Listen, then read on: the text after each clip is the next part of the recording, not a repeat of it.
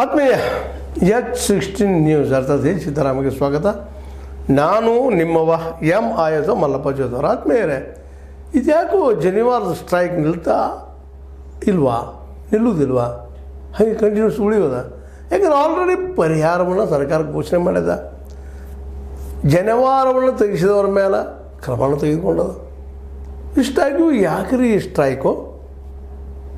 ಮಾಡಿರಿ, ಬ್ರಾಹ್ಮಣರಿಗೆ ಅನ್ಯಾಯ ಆಗ್ಯದ ಅಂತ ನಿಮ್ಗೆ ತಿಳಿದ್ರೆ ಆಯ್ತು, ಮಾಡಿದ್ರಿ, ತಿಳಿಸಿದ್ರಿ, ನ್ಯಾಯ ಒದಗಿಸಿದ್ರಲ್ಲ, ಮತ್ತೇನು ಬೇಕಾಗ್ಯದ?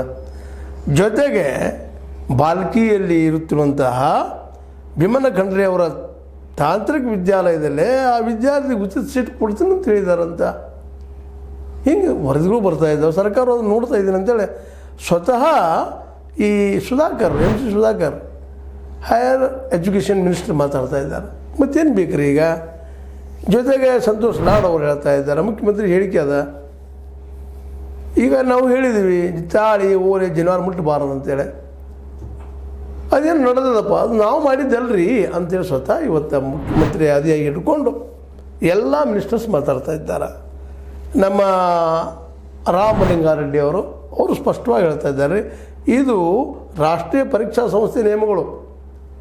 ಆ ನಿಯಮಗಳು ಏನು ಹೇಳ್ತಾವಪ್ಪ ಅಂತಂದ್ರೆ, ನೀವಿದ್ದಂಥವರು NTA ಮೂಲಕ ನಡೆಯುವ ನೀಟ್ ಪರೀಕ್ಷೆ, ಯಾವುದೇ ಇರೋ ಪರೀಕ್ಷೆಗಳು, ಆ ಪರೀಕ್ಷೆಗಳ ವೇಳೆಯಲ್ಲಿ ಉದ್ದ ಅಂಗಿ, ಕೋಟ, ಕೈದಾರ, ಜನಿವಾರ, ಓಲೆ, ಬೂಟು, ಗೆಜ್ಜೆ, ಸರ, ಉಂಗುರ ಎಲ್ಲ ಧರಿಸೋದು ನಿಷಿದ್ಧ, ಹಾಕ್ಕೊಳ್ಳೋಂಗಿಲ್ಲ. ಅದೇ ಸೆಂಟ್ರಲ್ ಗೌರ್ಮೆಂಟ್, ಆ ಸೆಂಟ್ರಲ್ ನಮ್ಮದು NTA ಏನು ಎಕ್ಸಾಮ್ ನಡೆಸ್ತದೆ ಅದು ಹೇಳಿಕೆ ಅದ, ಅದರದ್ದು ಆರ್ಡರ್ ಅದ. ಜೊತೆಗೆ ಸುಪ್ರೀಂ ಕೋರ್ಟ್ ಸದಿಂದ ಆರ್ಡರ್ ಮಾಡಿದ.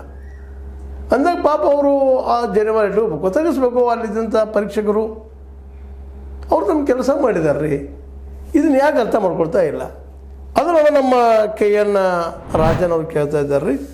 ಅಲ್ಲ, ಕೆಲವು ಹೆಣ್ಮಕ್ಳು ಓಲೆ, ತಾಳಿ ಸಹಿತ ಇಟ್ಟಿದ್ರು. ಅದು ತಾಳಿ ತೆಗೆದಕ್ಕೆ ತಾಳಿಗಿಂತ ಹೆಚ್ಚಿಂದ ಜನಿವಾರ. ಯಾಕಂದ್ರೆ ತಾಳಿ ಶುದ್ಧ ಹಾಕ್ಕೊಳ್ತಾರಪ್ಪ, ಅದು ಹಿಂಗೇನೇನೋ ವಾದ ಶುರು ಆಗಿಬಿಟ್ಟಿದ್ರು. ಹೊಸ ವಾದಗಳು ಶುರು.